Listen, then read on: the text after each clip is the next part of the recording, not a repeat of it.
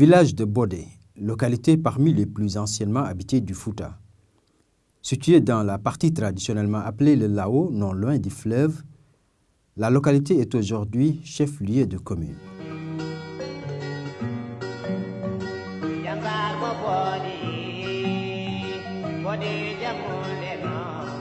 Ce matin, une atmosphère de fête règne dans le village. Les populations convergent vers cette maison.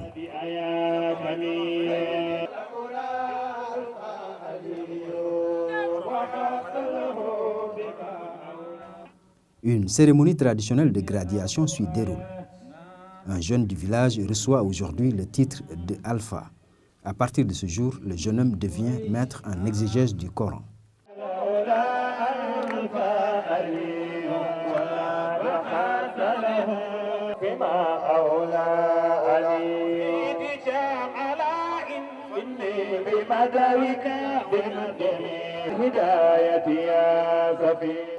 Cette maison qui abrite la cérémonie a été au XVIIIe siècle celle d'un illustre Foutanké, Thierno Souleymane Baal. L'homme qui deviendra plus tard le leader de la révolution du Fouta est né dans ce village vers 1720. Il vivait ici avec sa famille. Ses arrière-petits-fils l'occupent aujourd'hui. Certains objets qui lui appartenaient y sont toujours conservés.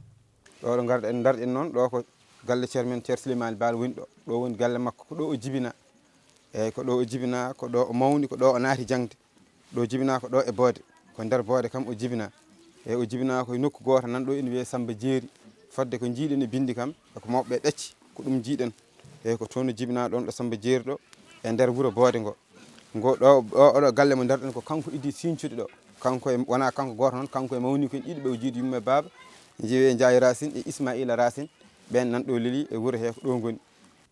Comme beaucoup de jeunes Foutanké, Thierno Souleymane Baal a commencé ses humanités dans son village auprès des siens. Alors tout le monde sait que dans cette zone, l'attachement à l'islam était très profond et très ancien. Et tous ceux qui sont sortis de cette zone sont des gens qui pour la plupart avaient commencé leurs humanités d'abord dans le Fouta pour ensuite maintenant aller les poursuivre dans d'autres zones telles que le Cayor, au sein duquel la région de Saniokhor, qui correspondait à l'université de Pire, était constitué comme un pôle majeur. Il est prouvé que Thierno Souleymane Baal n'est pas sorti au début de Bodé. Il est d'une famille érudite. Donc il a fait ses premiers pas dans l'enseignement au sein de sa famille. Certains disent même parfois son grand frère ou bien son oncle. Et après il est sorti vers la Mauritanie. Il est resté longtemps en Mauritanie. Il a fait ses humanités là-bas. Et après, il est retourné au Fouta. Une fois au Fouta, il a trouvé beaucoup de ses compagnons, de ses anciens amis, partir au Cayor. À l'époque, ce n'était pas forcément Kadi Amar Fall, mais le Pire. Pire Saniokhor, au cœur du Cayor.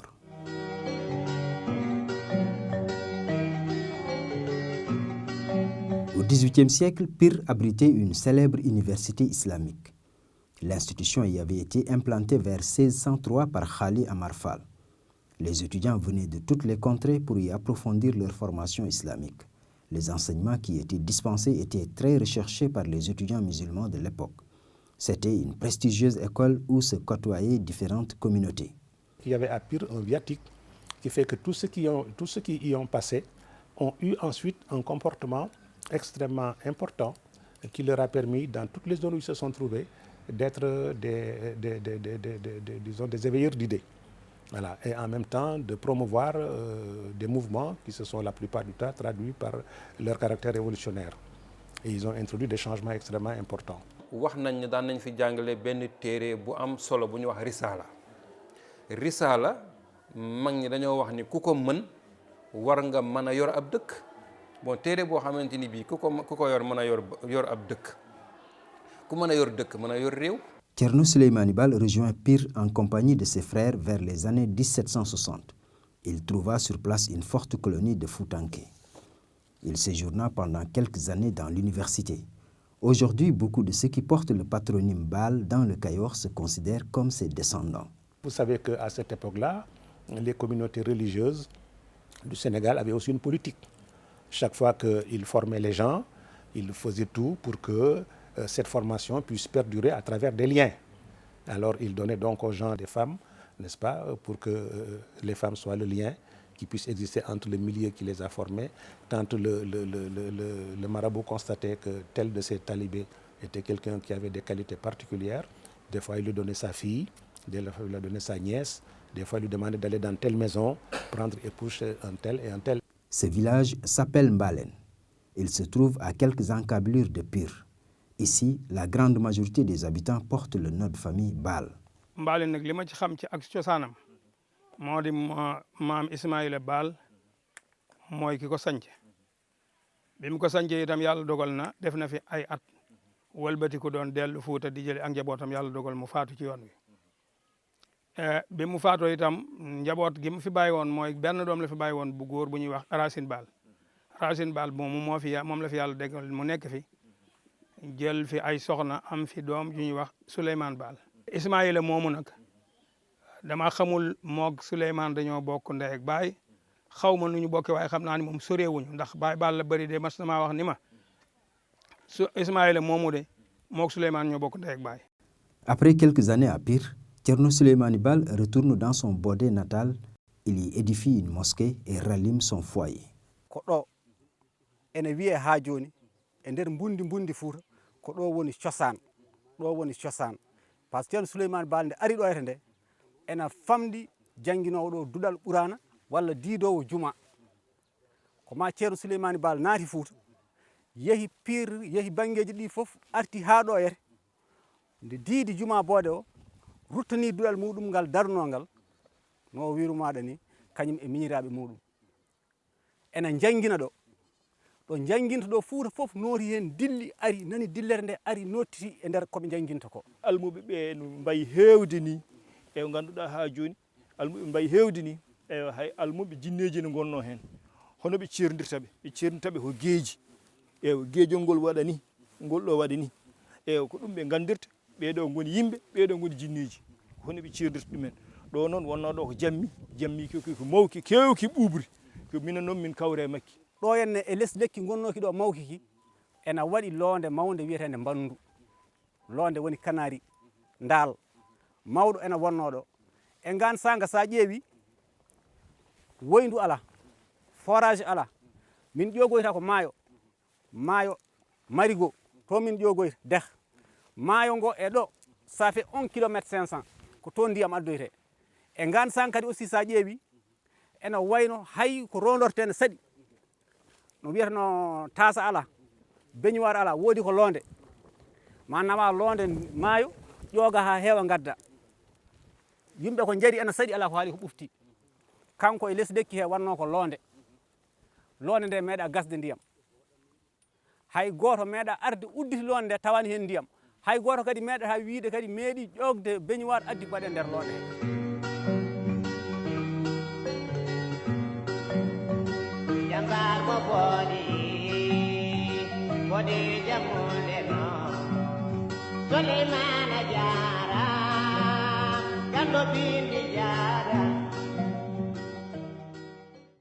Dans la seconde moitié du XVIIIe siècle, beaucoup de révolutions d'inspiration islamique ont éclaté ça et là dans la sous-région. Imbus de l'humanisme de l'islam, les étudiants musulmans et autres marabouts de l'époque voulaient partout changer l'ordre traditionnel. Thierno Souleymane Baal, par ses nombreux voyages, était au courant de ces révolutions. À Pire, avec un groupe d'étudiants foutanké, il s'était déjà donné comme mission de faire la même chose au Fouta, où le peuple subissait l'injustice du régime dénianké et les exactions des tribus maures. Je pense qu'il y a à la fois des facteurs externes et des facteurs internes. Pour les facteurs externes, il y a surtout donc la pression des Maures, qui exerçait beaucoup de pression donc, sur les populations de la Monde-Vallée.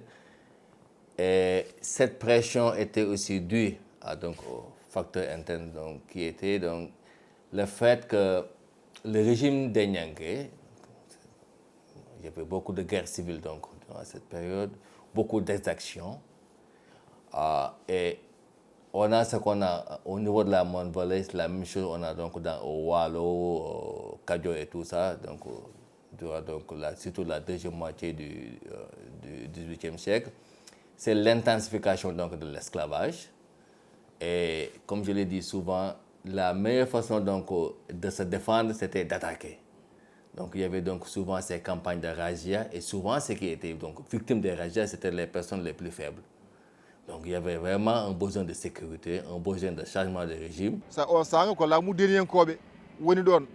Laamu deniyankoɓe eɗen gandi no fuɗɗori kono ɓuri hen himmude ko battane muɗum wattindi ko e caɗele jibinani yimɓeɓe. Sabu fawi junngo muɗum ko e yimɓeɓe e dañal muɗumen e neɗɗago muɗumen e pinal muɗumen ha yimɓeɓe batti nattude wawde fofde. Sen mbi wasde fofde ko neɗɗo o watte nattude wawde suɓade ko yiɗi to banggue gurdam muɗum, wasde rimɗude, wasde jogade kalifande e hoore muɗum e dañal mum e gonaka muɗum. Thierno Souleymane Baal a décidé de mettre fin à cette situation. Entouré de ses condisciples de Pire, il commence d'abord à partir de son foyer de Bodé par sensibiliser les populations à les appeler à combattre l'hégémonie des Denyanké, la pratique de l'esclavage et la domination maure. Il a parcouru le Fouta de long à large. Il a envoyé beaucoup de correspondances à tous les érudits, au-delà même du Fouta, pour dire que la situation ne va pas. Souleymane Baal ene jogui keridi wonde ko joom gorko joom miijo e gorko joom gollal. Ɗum waɗi yimɓe o dañi ko wiyete ko mbaɗon hannde wiide yimɓe koolimo jaawi hoolade makko. Mi wima nane nde o ari o haali hoore fonde, o ari Thiron, o ari Diaba, o ari oɗo diwan, o haalde anduɓe mbaɗi ko batu muɗumen. Mbaɗi ƴewndimo, jurni, ƴeewimo holɗo yahata, no yarata, no mijotto, ha mbawi hoolade mo. Ɗum koto banggue anduɓe holko wawi wadde mo mobilisé walla rendinde anduɓeɓe beele mbawa yantude e makko. Ɗum koto banggue yimɓe koolimo, to banggue yiyande makko eko haali ko. Kono ko ɓuuri tidde ko walli Ceerno Souleymane Baal e wawde rendinde yimɓeɓe, o dilliniɓe, o noddaniɓe tan e haala. O fuɗɗori d'abord ko adi fof ko golle. L'une des actions les plus éclatantes dans cette marche vers un régime politique plus juste a été la victoire sur les Maures. Victoire qui a mis fin au Mudo Horma, qui était une sorte d'impôt que les Maures prélevaient chaque année sur les récoltes des Foutanké avec la complicité du régime des Nyanké. Il a fait face à ces Maures qui venaient collecter ça depuis sa jeunesse. Il a pu défaire quelques morts. Et à partir de là, il y a eu un écho. Tout le Fouta a entendu qu'il a combattu les Maures qui venaient collecter le Mudo Horma. Il a décidé de former un groupe pour vraiment interdire ça au Fouta. Il n'était pas au pouvoir. Il y avait le régime de Nyankobe qui fermait les yeux sur ça. Mais lui, il a fait face avec son groupe. Et ça a marché. Et là, il commence à être célèbre. C'est lui qui nous a libérés de cet impôt-là. Galvanisé par cette victoire, Thierno Souleymane Baal s'érige en véritable défenseur des faibles. Plus d'une fois, il fit preuve de témérité et de courage face aux abus et autres exactions des dignitaires du pouvoir denyanké. Ɓe mbiya Ceerno Moussa Camara ne haalda nde ummi mo arte mo janngone mo arta o tawi ko neɗɗo ne daha ne waɗa e laana e jannga Qur'ana o namdi ɗum holko waɗi ɗum ɗo on wi ko dahaɗo ne yeeyoye on sanga mo ndal makko ne wiye aali oɗo geelel on ɗon o fuɗɗi dille waɗi feere ha o ɓocciti on o wiyama ni o wari wonnoɓe laanaɓe walla holko ko wayno no waɗi ko ɗon adi fof ɓoccidde on ɗon. Ɗum waɗi ko ngullo ari e nder Fuutankoɓe ɓiral ma aali geelel hankkadi ha lolli onon almuɗo ko tiɗɗo wonno ono wallodiri. Kono caggal nde rutti kadi to jeeya to banggue hirnangue Fouta kadi eɗen gandi on sanga lamtoro gono tono Calsalo on sanga ne waɗano yimɓe caɗele mawɗe fawɗe men teddedi on sanga debbo goto kadi dañini toon toñangue manggue o ɓocciti debbo o hani o filɓodiri e lamtoro. Ɗum waɗi kanko on sanga e koreji makko e hunde e leñol makko ɓe mbawi ferde ɓe ummi funnague e hirnangue ɓe payi funnague. Waɗi Ceerno Souleymane Baal fuɗɗaki tan e haala walla e miijo ala ko celinoɗo toñangue kadi omo hollira ɗum noon mbiyen jambaragal e pellital ɗum ɗo duñimo. Kono noon ɗum fof e waade noon ko wondemo gorko bawɗo juɓɓudi nde o ari o dillini yimɓeɓe o hirjiniɓe ha ɓe payi miijo makko o wiyaniɓe tan mbaɗeni walla mbaɗe ala wi ko gaare mbaɗen ni. Ces actes de bravoure l'ont propulsé au devant de la scène. Devenant de plus en plus célèbre, il finit par gagner le soutien des populations. Plusieurs chefs traditionnels, mais surtout les guerriers Sebbe Koliabé, ont suivi la masse et rallié son mouvement. Il a vraiment convaincu tous les érudits, et au-delà des grands notables du Fouta à l'époque, surtout du Bosséa.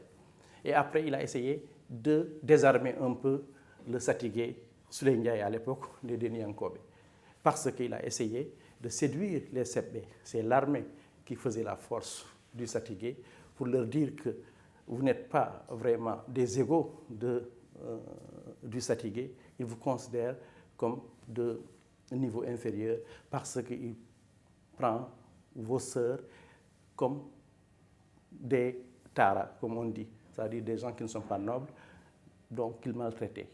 Et là, il a pu avoir les Sebbe qui entouraient surtout Souley Ndiaye et qui faisaient sa force. Il a pu les séduire et finalement affaiblir le régime de Niankobe. Affaibli par le départ d'une bonne partie de son armée vers le mouvement des réformistes, le prince Souley Ndiaye Ier ne s'avoue pour autant vaincu. Il décide d'affronter Souleymane Baal et son armée.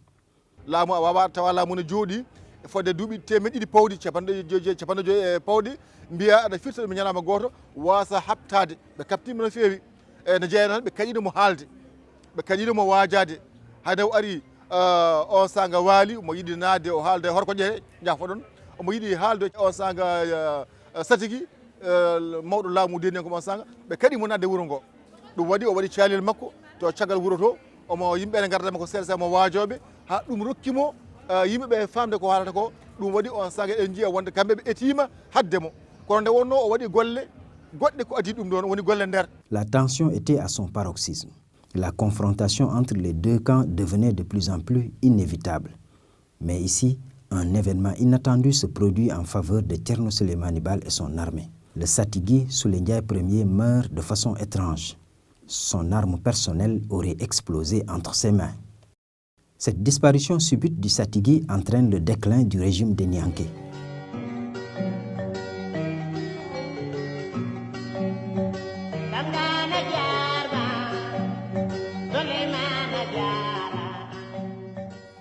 Le régime des Nianké neutralisé, il faut vite mettre en place un nouveau pouvoir. Thierno Souleymane Baal réunit à Horéfondé le congrès des intellectuels et des notables du Fouta. C'est cette assemblée qui a déclaré la fin du régime des Nianké et mis en place les principes constitutionnels d'un nouvel État d'inspiration islamique appelé Al-Mamia. C'est une réunion qui a construit le Fouta actuel, ses frontières, sa constitution, les règles de gouvernance, on les a bâties à partir de là-bas. Même les titres, au lieu de Satigué, on a maintenant Al-Mami. Et le Parlement, ce qui entourait Al-Mami, c'est à partir de la réunion de Horéfondé. Il annonce la règle de l'alternance dans le pouvoir, supprime toute forme de transmission dynastique du pouvoir religieux, met un accent majeur sur la compétence, la probité morale, l'intégrité, la droiture, la connaissance des textes sacrés, le respect des relations avec le peuple, le respect des principes contenus dans le Saint-Coran et dans la Soumma. Il développe une culture fondée sur la promotion de l'enseignement, sa gratuité, son accès à tous, sans condition pratiquement d'exigence de quelque nature que ce soit. Il met sur pied une justice non seulement forte, honnête, intègre, mais décentralisée, avec la possibilité de recourir à l'appel quand on n'était pas satisfait des sentences qui avaient été prononcées, pour que chacun puisse être sûr et certain que tout ce qui aura été décidé concernant les questions dans lesquelles il est impliqué l'a été selon des normes qui sont des normes dont l'intangibilité ne peut être remise en cause. Et il a ensuite redéfini les contours du Fouta en lui donnant désormais un cadre géographique et une assiette territoriale extrêmement précise et en définissant les entités composantes, de sorte que le Fouta devenait une entité géopolitique territorialement homogène, organisée de façon stricte, organisant ensuite les populations dans le rapport avec les commerçants de Saint-Louis, en les fondant sur le refus de la traite négrière, la suppression de toute activité fondée sur la traite, un commerce licite qui ne se fonderait plus sur des produits, n'est-ce pas, interdits par l'islam, mais sur des produits autorisés par l'islam, et en mettant également en œuvre une diplomatie vis-à-vis de ses voisins qui se fondait sur le respect mutuel, n'est-ce pas, qui se fondait sur le respect des principes de l'islam. Les règles du jeu fixées, tout le monde se tourne vers Thierno Souleymane Baal pour diriger le nouvel État. Mais contre toute attente, le leader de la révolution du Fouta décline l'offre. Devant l'Assemblée, il dit cette phrase devenue célèbre. « Je veux rester un simple combattant, un moudjahid pour le Fouta. » Ils ont créé une commission qui a sillonné le Fouta pour avoir un armement. Et là, j'ai parlé dans mon livre du rapport qu'ils ont dressé. Et finalement, il y a eu l'unanimité autour d'Al-Mame Abdul Qadir Khan qui a décliné au départ, mais ils ont vraiment forcé pour l'avoir. Abdul Qadir Khan installé, Thierno Souleymane Baal continue sa mission de combattant. Disposant désormais d'une armée encore plus forte, il a poursuivi la guerre contre les Maures. À plusieurs reprises, il les défait. Ce tambour fait partie du butin de guerre recueilli chez des tribus maures. Il est conservé ici à Oréfondé dans la maison où s'était tenu en 1776 le congrès constitutif de l'Almamia.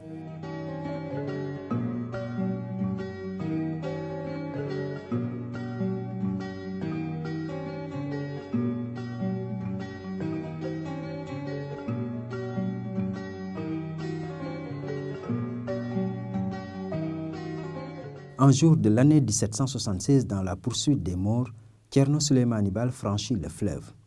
Il tombe ici, sur cette dune, les armes à la main.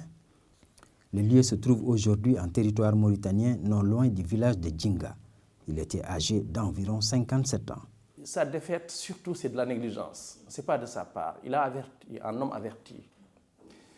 Ils avaient vraiment défait le groupe des Maures qui a fui vers la Mauritanie. Son armée avait la confiance. Mais les femmes étaient restées sur place, les femmes mortes. Et à un moment donné, lui, il est allé se reposer en disant « mettez des sentinelles, n'ayez jamais confiance aux morts, ils ne sont pas défaits ». C'est ça aussi le stratège. Il est allé dormir lui, son armée aussi, pensant que tout est sécurisé. Et, certains d'entre eux allaient jouer avec les femmes mortes, comme on connaît les militaires.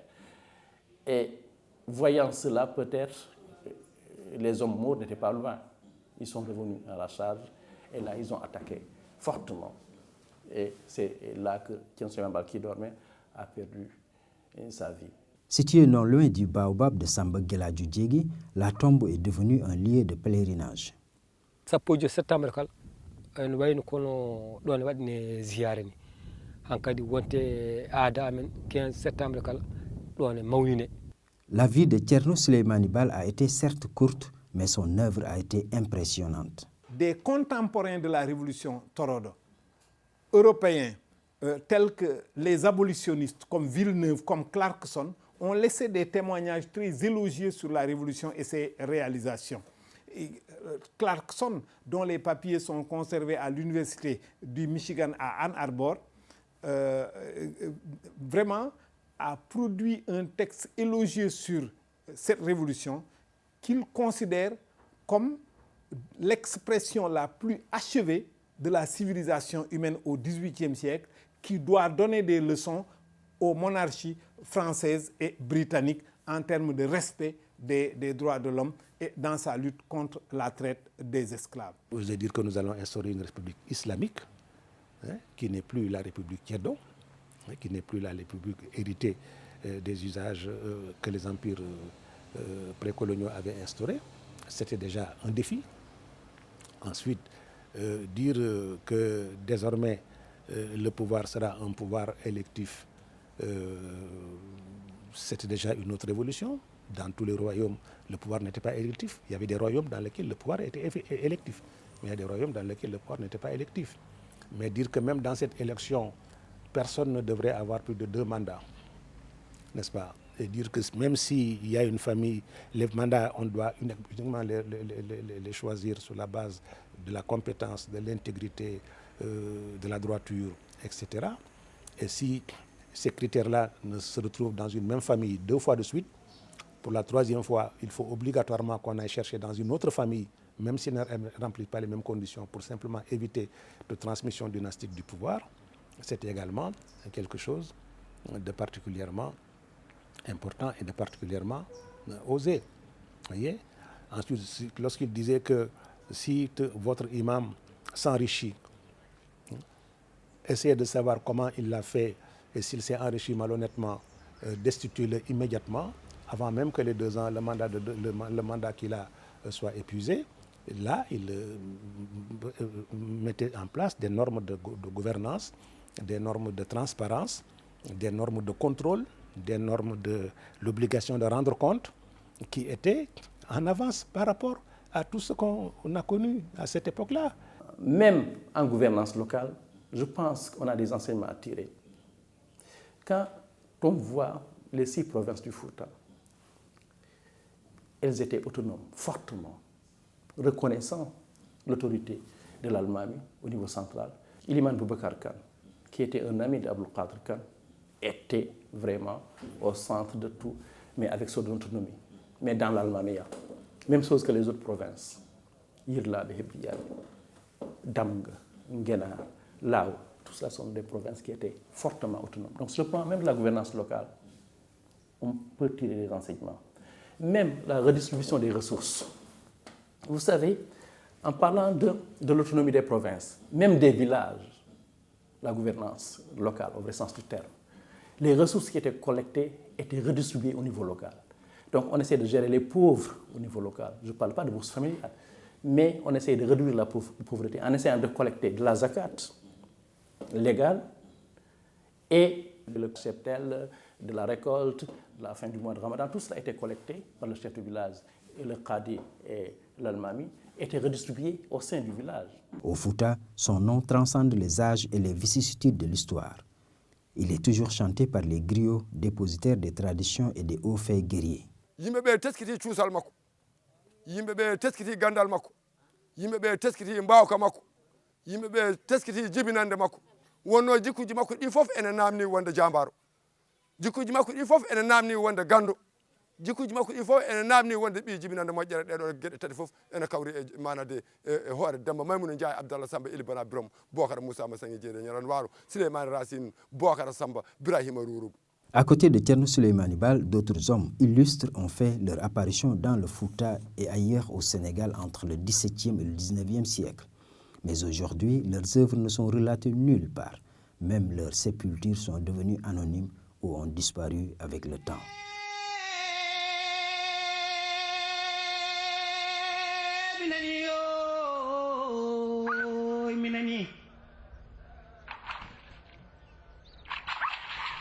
Sondani mami dana ke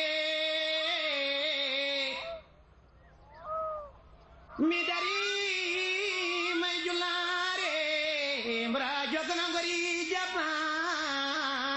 Il faut que nous organisions des recherches systématiques pour toutes les personnes emblématiques, toutes les figures importantes, dont le comportement, dont les gestes, dont les actes ont été déterminants dans le progrès économique, social et culturel de notre pays. Et que nous les fassions connaître, aimer, discuter, découvrir. Nous les documentions dans des conditions telles que chacun de nos enfants, dès l'école maternelle, commence à savoir qui est Thierno Souleymane Baal, savoir qu'il a existé un Thierno Souleymane Baal, savoir que le Fouta a été une terre pionnière, un précurseur qui a ouvert la voie, n'est-ce pas? Savoir que d'autres expériences ont été tentées ici ou là.